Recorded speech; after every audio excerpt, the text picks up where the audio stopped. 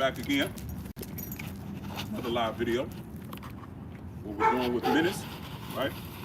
For the folks that didn't see the last video with Menace, excuse me, I got some good candy in my mouth. Good now, later. What we're working on with Menace is actually a rescue dog. He had literally just got rescued, and his owners, right, which was the best thing to do, they said, hey, look, instead of us waiting and creating more bad habits, let's go ahead and get Menace a trainer now, right? So they hadn't had him for no more than like a week or something like that before he came to me for training. So Menace actually doesn't even know his name yet, right? Because obviously at the shelter, Menace wasn't his name. That's his new name that the new owners just gave him. So what we're working on right now with Menace, excuse me, let me stop being rude. Let me get this candy. Let me finish this candy.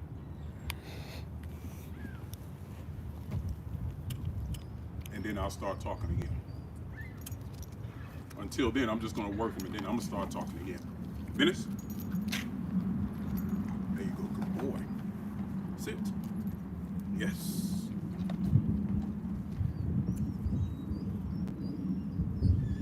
Go get it. Menace? Come. Yes, good boy. Go get it. Menace, come. Sit. Yes. Go get it. Menace, come. Sit. Yes, good boy.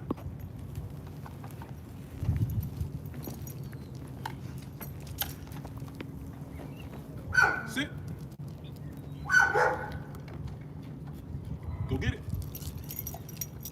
Menace, come. Sit. Yes, good boy. Go get it. Oh, you didn't see that one? Here, right here. Menace. Yes, good boy. Come. Yes, good boy. Hey, Menace. Yes, good boy. Go get it.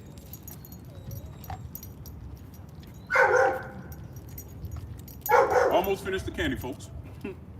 You know anything about now laters? You got it now and later, because it takes a minute for them to go away. That's why they call them now laters. Good boy. Go get it. Menace, come. Sit. Yes, good boy. Go get it. Menace, come. Yes. Sit. Good boy. Go get it. You see it? There you go. Sit. Good boy. Okay, candy gone. And that's only because I swallowed a piece about that big. So, what we're working on with Menace, right, is we're actually teaching him his name because he really doesn't know his name. Because like I said, the owners just got him, and within a week, he was with me for training. So Menace is his new name, so we're working on teaching him his name, which by default is teaching him engagement, right? So that's pretty much all we're focusing on right now. There's probably gonna be some other things that's gonna pop up that we're gonna do in real time. This is why I like to do these live videos and not so many edited videos, so you guys can actually see the monotony, right, that goes into training dogs. A lot of people think it's a magic pill. It ain't no magic pill. It's just diligence, persistence, consistency, and patience. That's it, right? Obviously, you have to learn the skill, you have to learn the technique. But once you learn the skills and the techniques, right, it's really just time. It's time and patience, right? Sit. So, you know, I believe this helps you guys understand the kind of dedication, right, that it takes to train a dog, right? Good boy. Go get it. Now, by default, we're teaching him fetch as well, right? Come, sit. Good. Obviously, we're teaching him recall, right? Which, you know, all are derivatives of engagement, right? So all of it falls under the category of engagement. Now I'm just testing him to see if he will, good boy, to see if he will respond to the hand signal. Come, come, come, come, come, come, come. Yes, good boy. And this is how you teach dogs what I call compound training, right? Compound training, right, is verbal, you have physical communication, right? And then you have tactile, right? Which tactile, well, you have visual, excuse me, you have visual, you have verbal, right? You have physical, and then tactile, which is food to the mouth, right? I believe that's the correct term for what I'm saying. If it's not, we're just gonna go with it because you understand what I'm saying, right? So those are the 4 different ways you can communicate with the dog, right? Food to mouth, right? Visual, yes, good boy. And then you reward that. Now you can reward that with a verbal or with the tactile, right? Or with a physical touch, right? And then you also have leash pressure, right? Which is another form of physical, right? So I use all of those different techniques to communicate with the dog. That way I have many different bullets, right, in the chamber, to where if for whatever reason I don't have access to one, if I don't have access to food, I have access to visual, I have access to physical touch, right? I have access to all, I have access to the verbal. So it's so many different things, right, that you can use. Sit. Good boy. Good boy. And as you can see, I don't do a routine, right? This is the difference between, and hopefully this doesn't hurt anybody's feelings, right? I'm just being honest. Because I don't want to predict, I don't want the dog to be able to have predictability in the movements, right? Because this is not a sports ring. I'm not trying to, there's no showmanship in what I'm doing, right? All I'm doing is creating habits, right? I am shaping behaviors, right? Now, if you're doing luring and things of that nature, and you're real sharp with your movements, which is a beautiful thing, it looks great. But 95% of the population doesn't need or even desire that kind of obedience, right? Just being honest. There's nothing wrong with it. Most people just want their dog to sit, to down, to come, and to stay, right? It doesn't have to be super flashy. It doesn't have to look like a Malinois, right? It doesn't have to look like that. It just has to be efficient and effective, right? So when I'm doing pet obedience, I don't really care about all that showmanship. I just want the dog to perform, right? Now, if we want showmanship, we can do showmanship. Let me show you, right? It's not that hard to do, right? You can literally take a dog, especially a dog like him that has high food drive, and you can make it look like this dog has been training for a whole year, right? Let me show you if you don't believe me, right? Yes, come, please. Sit. Yes, good boy, good boy. Heel, hey. Yes, heel, sit. Yes, good boy. Good. Heel. Hey, right there. Sit. Yes, good boy. Good boy, right? So if I wanted it to look super uniform, I could do that, right? And it's useful. Don't get me wrong. I don't want you guys to take this as something negative, right? Because it is useful, and you will see sometimes I will do that, right? Just depending on the mood that I'm in, just depending on the dog, right? But see, here's the problem with this. It is so much harder to translate that to the owner, right? Because it requires way too much technique and skill from the trainer, right? So for me, the main reason why I do not use that type of training when I'm training pet dogs is because we all know, as trainers, right? If you have any trainers looking at this, the hardest thing to do is not train the dog.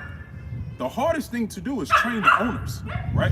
And typically we have far more time with the dogs than we do with the owners, right? Specifically if we're talking about a board and train. So for me, when I am dealing with a board and train, now one-on-one sessions is a little different, right? That's a different dynamic, right? So you may have the flexibility to teach the showmanship a little bit more, right? But when we have a board and train, we have a limited amount of time with the dog, and then we have a limited amount of time, even more limited, with the handlers. So I am not going to use a technique that requires me to be much more detail oriented, right? When it comes to training the handler, right? Because then everything just gets discombobulated and it's hard to translate to the owner, right? So I'm going to use techniques that's very easily explainable, right? That's very easily duplicable. That way they can maintain it when the dog comes back to them, right? So that's the main reason why I do not use the luring, right? I'll show you again. He's finding the food that I just dropped. I don't know where it went. But hey, come, place, sit, right? The sharp movements. I'm poking fun, but that's why I don't do it, because 99% of the population, it's just not going to translate, right? They don't have the they don't have the energy, right? They don't have the time to dedicate to all those minute details that requires the dog to, right? People just don't have that kind of time, right? I promise you, 99% of the population, right? When you tell your dog to sit and the dog sit down, they don't care how it looks, as long as it sits down. If you tell the dog to come and the dog comes, they don't care, right? It don't have to fly over hurdles, through a freaking fire loop, swim through water, walk on a tight line. Like, it ain't got to do all that, right? They just want the dog to listen, right? So when I teach what I like to call basic obedience, right? Because you have the sport type training, right? Or the showmanship type training that I call more advanced obedience, right? Most people don't want that. So I stick to basic obedience. I stick to the very popular concept of KISS. Keep it simple, stupid, right? Because that's much more easily teachable to the average everyday person, right? Sit. Yes, good boy. That's a good boy. Now, what I want to work on with him is down. Did we do? Who was we doing down with yesterday? Was that him, or was that? That was him. That was him, right? Okay, yeah. So let's continue that. So what we're gonna do is, ooh. Yep. Okay. We was doing a little leg thing. Yeah. Yep. About to do the double leg. Yes. Good boy. Good boy. Yes. Gotta go all the way down. Gotta go all the way down. Yes. Good boy. So now once he goes under, I'm gonna apply more pressure. Yes, good boy. That's a good boy. Now, once he goes all the way down, I release the pressure. I'm getting a little ab workout right now too, right? I release the pressure, right? And the pressure is my legs putting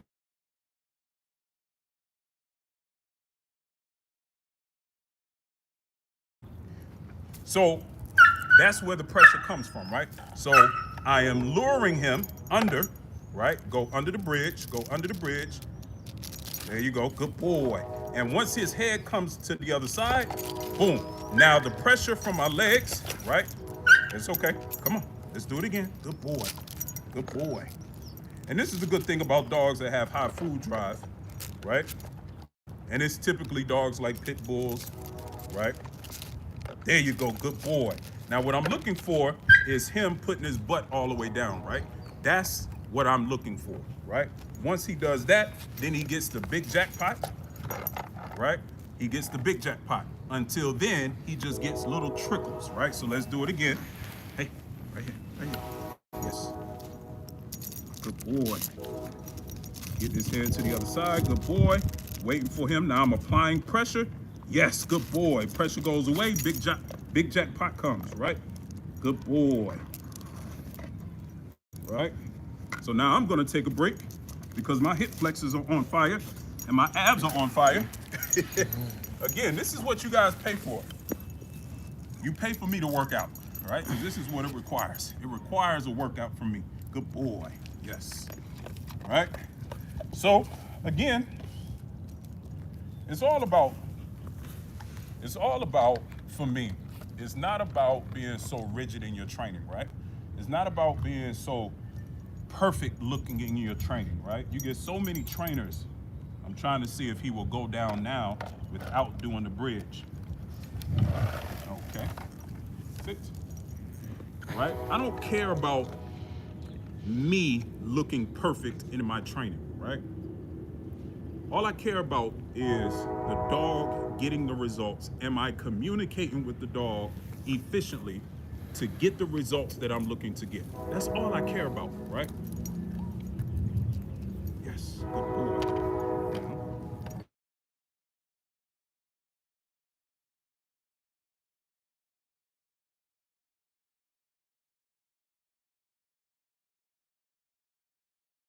So let me take this call.